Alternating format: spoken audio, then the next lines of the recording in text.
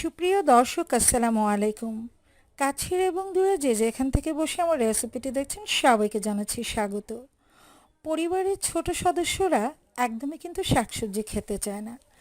যদিও পুষ্টিগুণে ভরপুর এই শাকসবজি আমাদের শরীরের জন্য খুবই উপকারী। আমার আজকের রেসিপি মিষ্টি কুমড়ার শাক ভাজি। আর আজকে এই মিষ্টি কুমড়ার শাক ভাজিটা একটু ডিফারেন্টভাবে আপনাদের সাথে শেয়ার করব, যা কিনা শুধু পরিবারের বড়রা না, ছোটরাও আঙুল চেটে পুটে খাবে। রান্না করা খুবই সহজ, তো চলুন রেসিপিটা দেখে নেওয়া যাক। তো রান্না করে নেওয়ার জন্য প্রথমে আমি প্যানে পরিমাণ মতো তেল নিয়ে নিচ্ছি। তেল গরম হয়ে এলে এতে দিয়ে দিচ্ছি দুটো মিডিয়াম সাইজের পেঁয়াজ কুচি, 5 থেকে 6টা কাঁচামরিচ ফালি, দিয়ে দিচ্ছি দুটো মিডিয়াম সাইজের রসুন কুচি।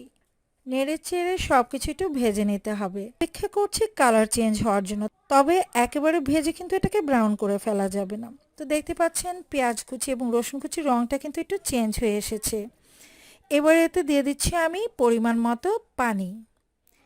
একে একে বাকি উপকরণগুলো দিয়ে দিচ্ছি হাফ চা চামচ পরিমাণ হলুদ গুঁড়ো, হাফ চা চামচ পরিমাণ ধনিয়া গুঁড়ো, দিয়ে দিচ্ছি স্বাদ মতো লবণ। খুব ভালো করে কিন্তু এটা কষিয়ে নিতে হবে।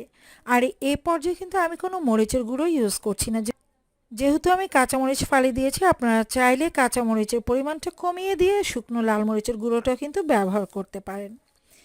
এবার এতে দিয়ে দিচ্ছি আলু। আমি 3টে আলুকে এরকম স্লাইস করে কেটে নিয়েছি। আলু দিয়ে নেওয়ার পর 1 থেকে 1.5 মিনিট খুব ভালো করে কষিয়ে নিতে হবে। কষিয়ে নেওয়া হয়ে গেলে যখন আলুটা কিছুটা সেদ্ধ হয়ে আসবে, তখন আমি এতে দিয়ে দিব মিষ্টি কুমড়ার শাক। আমি এখানে বেশ কিছু পরিমাণে মিষ্টি কুমড়ার শাক নিয়েছি, তারপর সেটাকে ধুয়ে ভালো করে পরিষ্কার করে নিতে হবে। দিয়ে দিচ্ছি 2টা বেগুন, আর বেগুনগুলোকে কিন্তু আমি আলুর মতো এরকম স্লাইস করে কেটে নিয়েছি।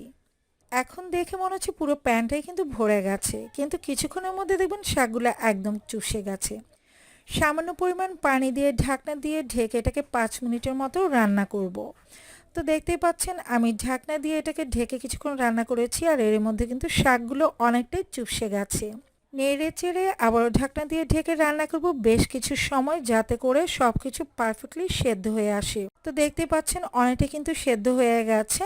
আর এ পর্যায়ে আমি এতে দিয়ে দিব দুটো মিডিয়াম সাইজের টমেটো। আর এই টমেটো দেওয়ার কারণে এই শাক ভাজিটা খেতে কিন্তু ভীষণ ভালো লাগবে। নেড়ে চেড়ে ভাজা ভাজা টাইপ করে নিতে হবে, অর্থাৎ শাকের যে এক্সট্রা পানি রয়েছে সেটা একদম ভালো করে শুকিয়ে নিতে হবে। এভাবে শাক রান্না করলে কিন্তু খেতে খুবই মজার লাগে। তো অনেক সময় দেখা যায় বাচ্চারা শাক খেতে চায় না। আপনারা একবার হলেও রেসিপিটা ট্রাই করে দেখতে পারেন, আশা করছি বাচ্চারা আঙুল চেটে পুটেই খেয়ে নেবে।